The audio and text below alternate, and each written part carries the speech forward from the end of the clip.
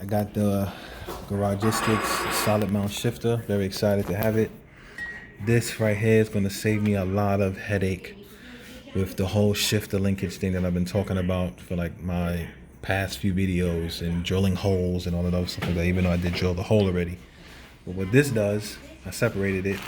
This goes in top inside the car, covers the hole, and this right here at the bottom comes from underneath and it's a sandwich plate.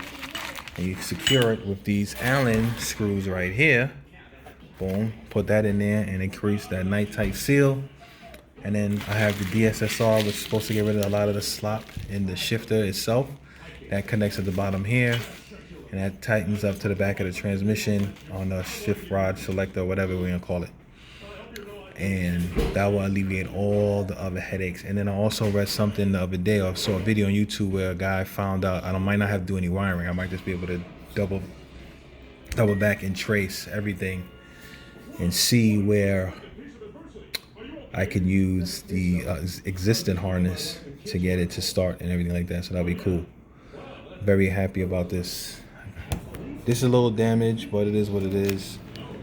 You know what I mean? Goes right up in here. So I know my shift sequence.